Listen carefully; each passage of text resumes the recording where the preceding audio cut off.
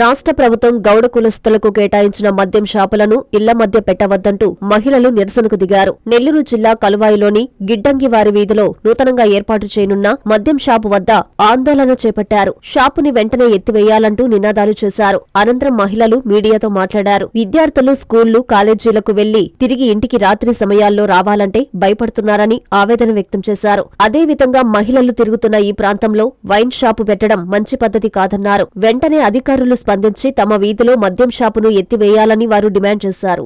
ఎప్పటికీ పెట్టడానికి లేదు, ఈసారి పెట్టినవి కూడా తీసేయాలా, ఇంకొప్పుకోము.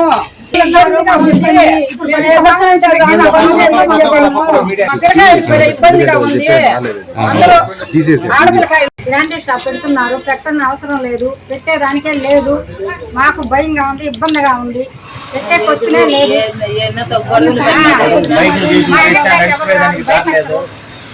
వచ్చేదానికి లేదు, పెట్టేదానికి ఆడవాళ్ళు వచ్చేది పోయేది ఇబ్బంది అయిపోతుంది. నాకు 2 అమ్మాయిలు ఉన్నారు. మా ఇల్లు ఇంటి పక్కనేను, గాంధీ షాప్ పక్కనేను. ఆ గోడ దిగి వచ్చినా మా పరిస్థితి ఏమంటే, ఆయన ఇంట్లో ఉండడు, వెళ్ళిపోతాడు ఊరికి.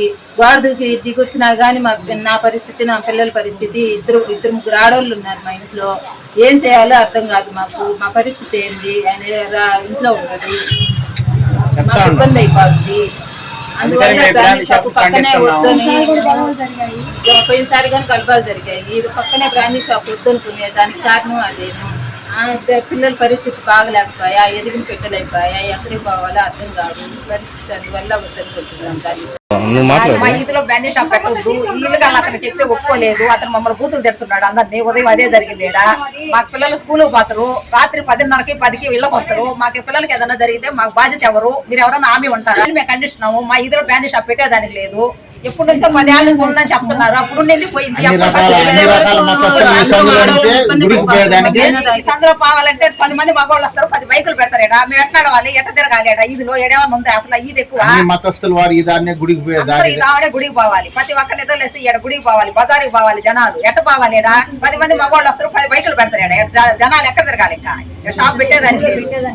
ఈ వీధిలో 15 సంవత్సరాల క్రితం బ్రాండీ షాపులు నడుస్తున్నాయి. మాకు అప్పుడంటే పిల్లకాయలు ఎవరు లేరు కాబట్టి మేము పట్టించుకోలేదు. ఇప్పుడు మా పిల్లకాయలు అందరూ ఎదిగొచ్చారు, పెళ్లికి వచ్చారు, చదువుకుంటున్నారు.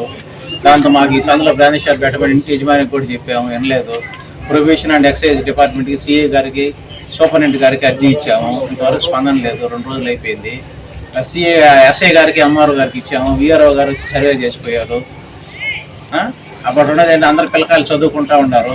వాళ్ళకి పొద్దున్నే మధ్యాహ్నం సాయంత్రం ఇంటికి వచ్చేటప్పుడు ఈ బ్రాండీ షాపులు పెట్టింది అనుకోండి, ఎవరు నిలవలేకపోతే సమస్య ఎవరు? మేము పేరెంట్స్ అనేది ఇంట్లో ఉన్నాం, అందరూ బయట పనులు పోయి బతికేటాడు. దాంతో మాకు అన్ని రకాలుగా ఇబ్బందికరమైంది. దాంతో మాకు ఈ సందులో బ్రాండీ షాప్ వద్దని నిర్ణయించుకున్నాం. అందరూ ప్రతి ఒక్క కుటుంబం వచ్చి దానికోసం మేము ధర్నా చేస్తున్నాము. ఓకేనా? ఇంకేమన్నా కావాలి? Viswasai English Medium School. Our special features: well-planned academics, English communication skills, textbook reading, handwriting skills, online exams, games and sports, IIT, NEET orientation classes.